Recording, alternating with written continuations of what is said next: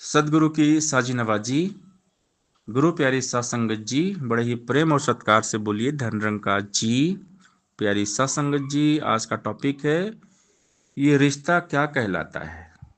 अक्सर हमने एक धारावाहिक भी देखा है टीवी में कि उसका नाम ही था ये रिश्ता क्या कहलाता है।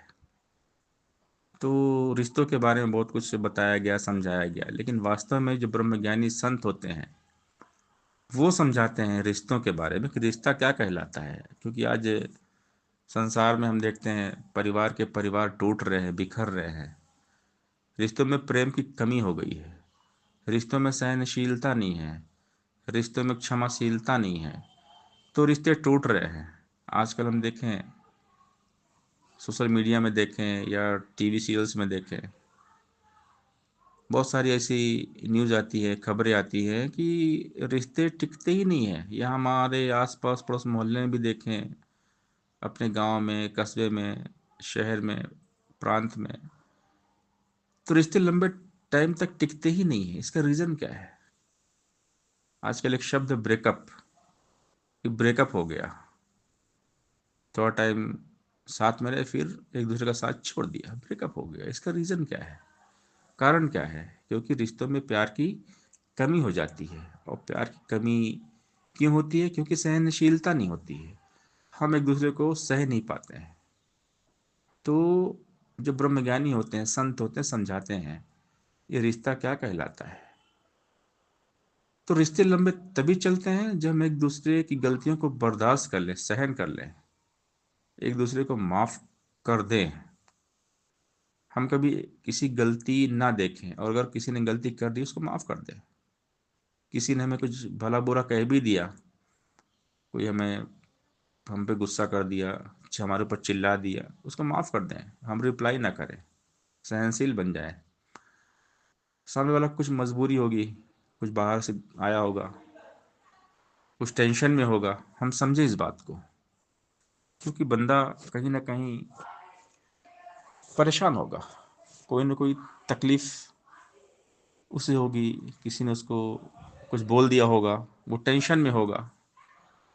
तो घर आया, अब सामने उसको जिसने कुछ बोला होगा तो उसका दिमाग खराब कर दिया होगा। अब घर में आकर अगर उसने थोड़ा सा गुस्सा कर दिया तो हमने समझ के लेना है, क्योंकि दिन भर बंदा काम करता है।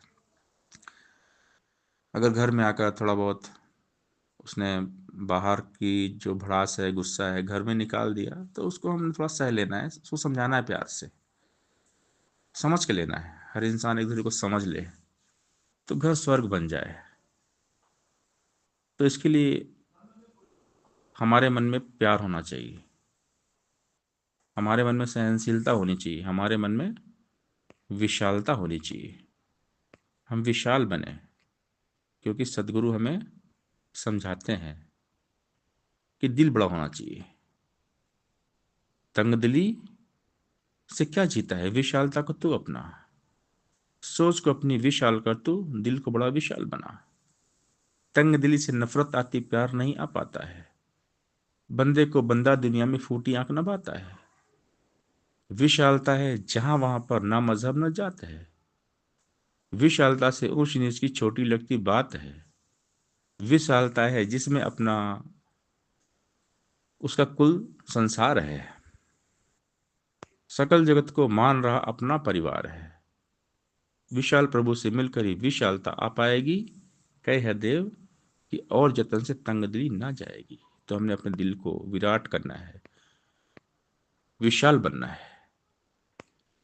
और अगर विशाल बन जाएंगे तो सहनशील बन जाएंगे, क्षमाशील बन जाएंगे। क्षमाशीलता जिसके अंदर, वो सुंदर इंसान बना। सुंदर आदमी वही है जो सबको माफ करता है, क्षमाशील होता है, कभी किसी के अवगुणों को नहीं देखता है। और जो हम एक दूसरे की कमियों को नहीं देखेंगे तो रिश्ते लंबे चल जाएंगे। एक दूसरे को माफ कर देंगे तो रिश्ते लंबे चल जाएंगे। क्षमाशीलता जिसके अंदर, वो सुंदर इंसान बना। जिसने जितना सहन किया है उतना ही महान बना। सहनशीलता को कभी भी कायरता ना जानो तुम। वीर पुरुष में होती है ये वीरता है मानो तुम। कटु वचन को सन सहेगा और नहीं सह पाएगा। नम्र भाव में संत रहेगा और नहीं रह पाएगा। सहनशीलता इस जीवन में दिव्य गुणों की जननी है। सहनशीलता को अपनाओ, इससे बात संवरनी है। सहनशील बन गया जो बंदा, दुख ना उसके पास रहे। कई हृदयों की बात है पक्की, सुख में उसका वास रहे। सहनशीलता शक्ति का प्रतीक है। जो जितना सहनशील होता है वो उतना ही महान होता है। इसलिए हम सहनशीलता को धारण करें, और अगर हमने सहनशीलता को अपना लिया तो हमारे जो रिश्ते हैं घर परिवार के, या कोई भी रिश्ता हो, वो टिक जाएगा। ये रिश्ता क्या कहलाता है? रिश्ते लंबे तभी चलते हैं जब हम एक दूसरे की गलतियों को बर्दाश्त कर लेते हैं, सहन कर लेते हैं, एक दूसरे को माफ कर देते हैं। साथ संगत जी, प्यार से बोलिए, धन रंग का जी।